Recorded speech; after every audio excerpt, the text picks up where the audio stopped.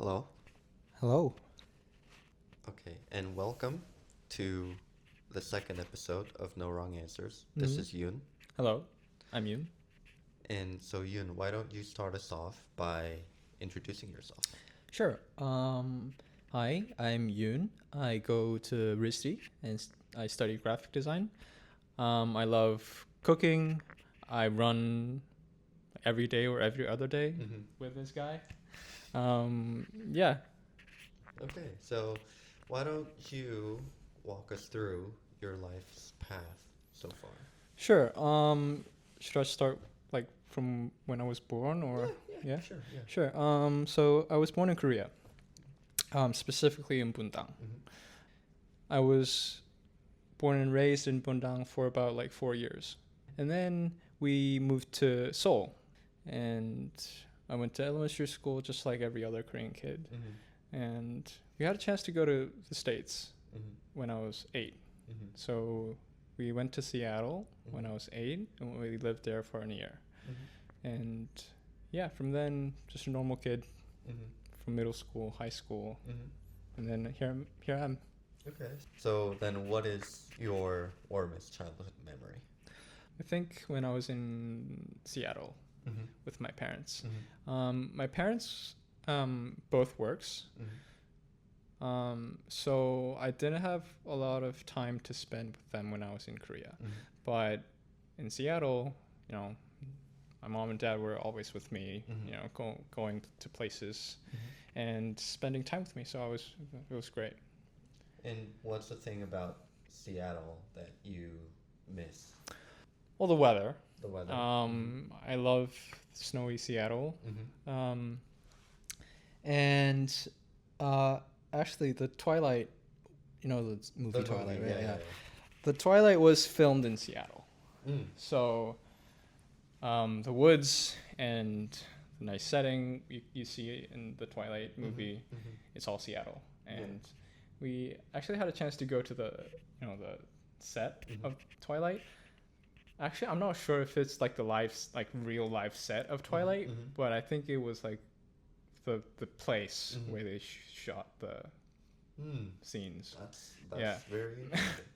Now getting into things, Mm-hmm. being a bit more serious. Mm-hmm. The Yoon that I know is a strong leader and a competent problem solver. And you are currently studying graphic design at RISD.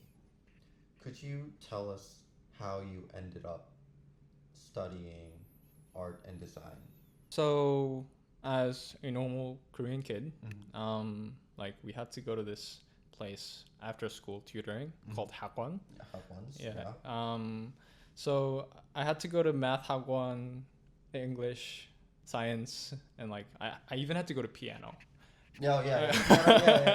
Every other kid. Korean kid, yeah. Yeah. So, one day I come back from the math Hagwon, Mm-hmm. and then I tell my mom, I don't want to go to math Hagwon anymore. Mm-hmm. I don't want to study math Mhm. or English or anything. Mm-hmm. And surprisingly, she said, okay, you don't have to go to there anymore. Mm-hmm. You can quit. Mm-hmm. But what do you want to do?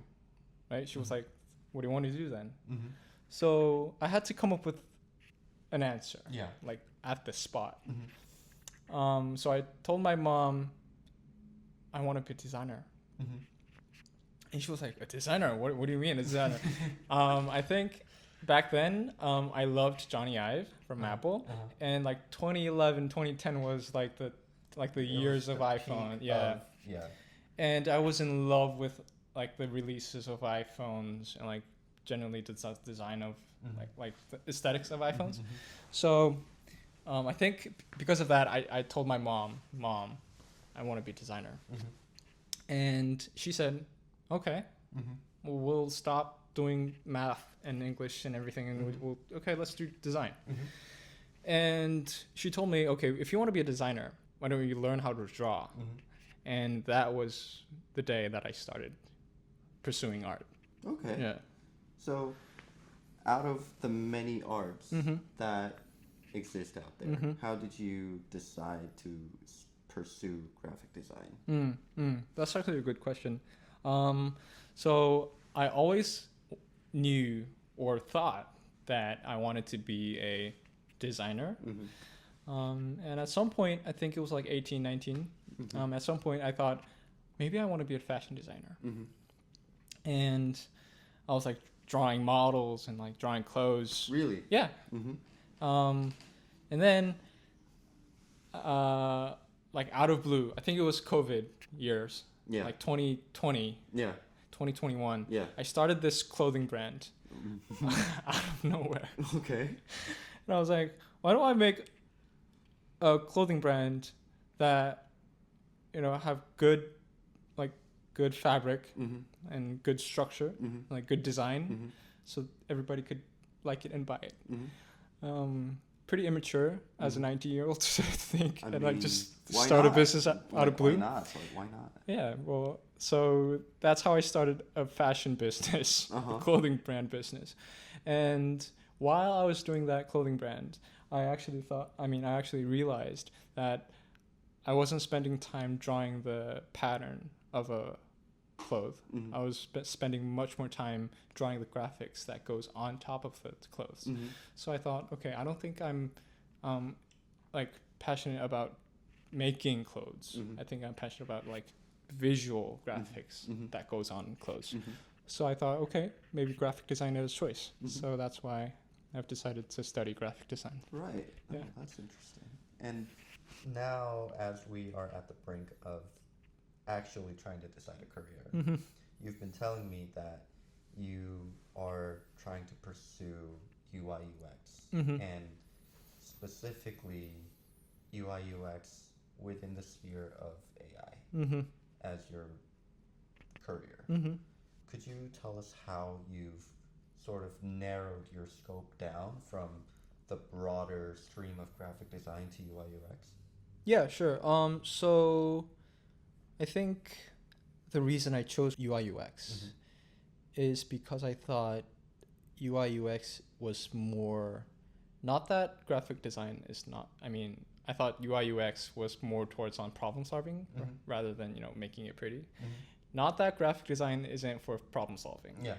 Graphic design solves problem, but anyways, I thought UI UX was more towards like identifying a user problem and fixing that. So I think that's why I loved UI UX and decided to move and pivot from graphic design to UI UX. I don't think graphic design and UI UX is a different thing. Graphic designers do UI UX and UI UX designers do graphic design. But just for the sake of concentration. And as an early adapter, is that how you also got into AI? Yeah, pretty much. So from when I was like 10, 12 years old, when I told my mom I didn't want to do math and English, I loved product design. I loved tech. I loved like new things, new product. So it was my second nature to like tune into like product releases and like try out new things and try out new betas. And I found myself doing the same thing that I've done when I was 11 and 10 years old. Now with AI, I was keeping track of how AI is developing and how new GPT-5 or Claude Sonnet is like doing. So I thought, okay, I am an early adapter, and I am interested in new tech, emerging tech. So why don't I blend UI UX and that together? So I've decided to become a UI UX designer in the industry of AI. Oh, interesting. I'm already kind of cracking. Take your time. For you to tell this story, is there an example of problem solving that you've done in the past that you can share with us? Of course. So, fun story. Freshman year, I got an assignment. I think it was a design class. The professor told us to make something, basically to solve something in RISD community. And I thought, okay, what problem should I solve? Mm-hmm. And the one that I found, and I think it's because I like food. Mm-hmm. I found that our cafeteria met Mm-hmm. aren't like arranging their menu system quite effectively. Mm-hmm. So students were having a hard time knowing what they serve every meal. Mm-hmm. And I think you know that Yeah. if we were to like log into the Risti app to Mhm. see what they serve, Mm-hmm. it was like buttons and buttons and buttons, Yeah. and you had to go like all the way to the Yeah. end of the Yeah. app. Yeah. So I thought, okay, that's a problem. Mm-hmm. That's a hassle. Mm-hmm. And the Risti app didn't even have a visual photo of the meal, Mm-hmm. right? So, okay, I think that's a problem that I could solve. Mm-hmm. So what I did was I didn't have any design skills or coding skills to Mhm. code in real app for that. Mm-hmm. But instead, I've decided to make an Instagram account Mm-hmm. that posts meals Mm-hmm. of what they serve. Yeah.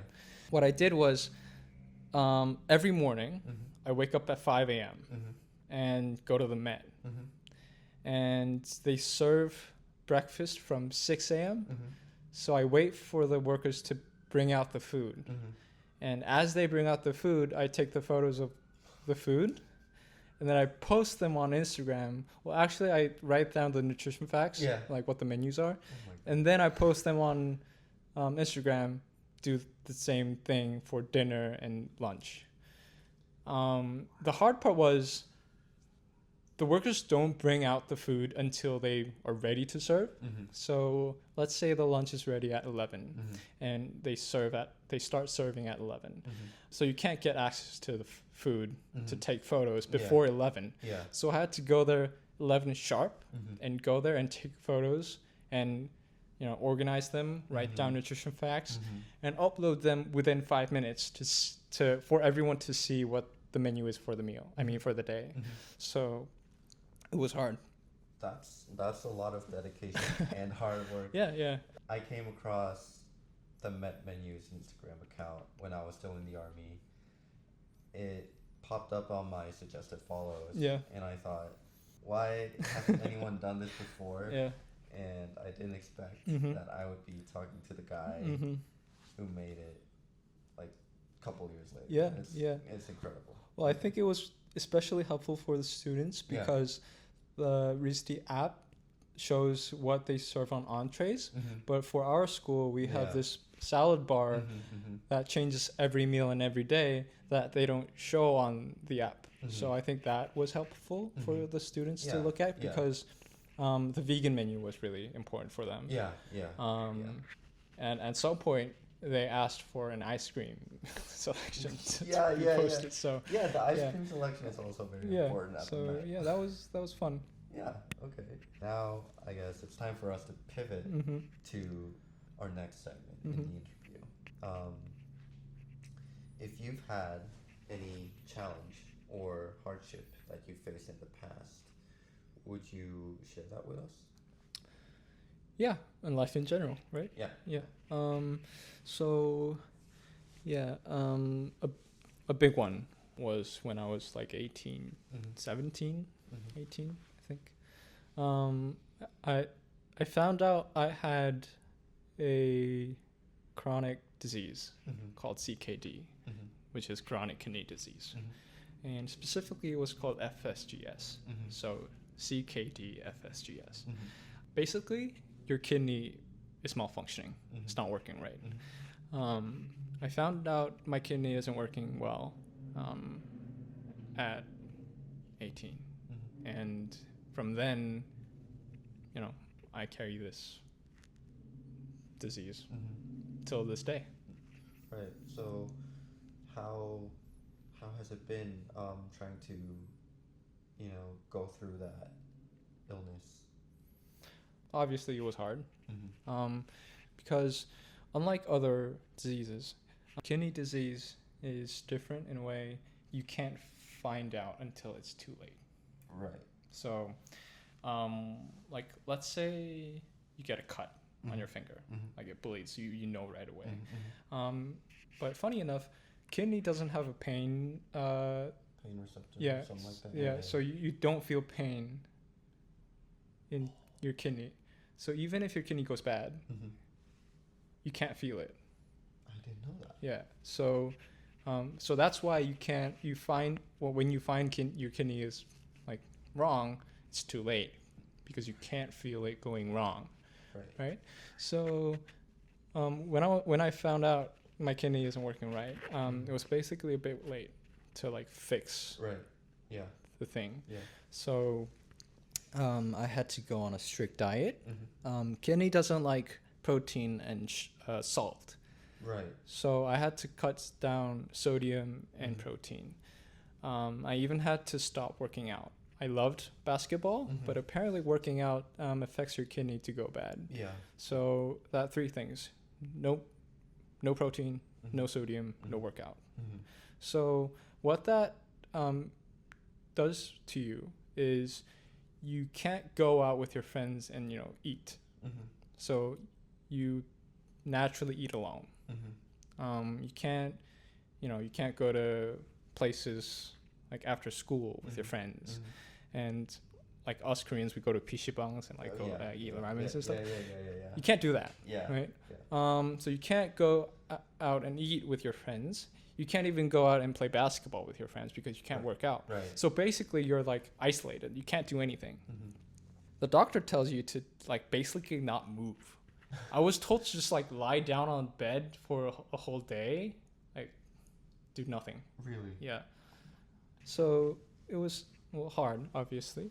Mm-hmm. So I had a chance to actually spend a lot of time alone Mm-hmm. at home, and as I mentioned, my parents both work. So naturally, I was home alone Mm-hmm. for a long time. Right. Yeah. So, yeah, that was hard actually. Like being alone as a person that loves to be around with people. Yeah. Yeah. It was hard. Yeah. And how did you combat that feeling of loneliness and practical isolation? So I think my parents was really helpful Mm-hmm. for me to overcome this stress. Mm-hmm. And at some point, I had to go to therapy.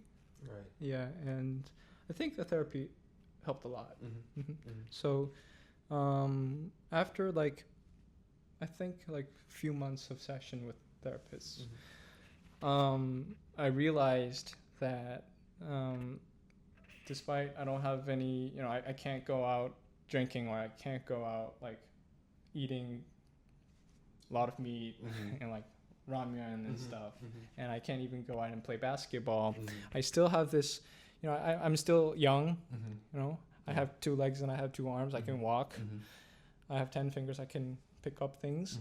mhm, I have lungs that can put air. mhm, So I found out and realized that it's all about being grateful for what I have mhm, and not being like frustrated about what I can't do or Mhm. what I'm not supposed to eat. mhm, So I think that was the pivot mhm. point of how I could, how I dealt with this problem. That definitely takes Mhm. a lot of grace, Mm-hmm. and I think you're doing amazing, and thank you Yeah, for sharing yeah, of course. that. And now, Well, Yeah. I do want to point out that 2 years ago, mhm, I was really lucky to have a surgery, and I am better now, mhm. and yeah, Okay, so things are much better. much better. Okay, that's great. That's Mm-hmm. great. I guess it's time for us to move on to the final Mm-hmm. section of this interview. If you could give any kind of advice to anyone, like your younger self, or somebody who is in a later generation than us, or if there is a lesson or motto that you always try to live by, Mm-hmm. could you share some with us? Yeah, sure. Well, firstly, as I mentioned a few minutes ago, be grateful Mm-hmm. of what you have. Mm-hmm. I think that's one of the most powerful things to have mentally. Mm-hmm. Be grateful. And secondly, back when I was 20, I was really frustrated how I was kind of left behind Mm-hmm. compared to my friends, because my friends were, you know, going to college and, you know, being with their friends and like hanging out. But I was home alone doing nothing. So I kind of felt like that I was like falling behind. But now I think we all have our different timing in life. So now I overcame this, and I'm much stronger mentally, and even physically, much healthier. So I think it's really good to keep in mind that every individual have their own time, and don't feel frustrated even if you feel you're, you know, falling behind or left behind. Your time will come eventually. Right. Okay. So, is there anything else that you would like to add? Be happy, be grateful, enjoy life. Okay. Wise Be healthy. Words. Oh yes, of course. Yes. Be healthy. Okay, those are some wise words of wisdom. Thank you for coming on the show, Yoon. Thank you for having me. Okay, and we will see you in the next episode. Bye. Bye-bye.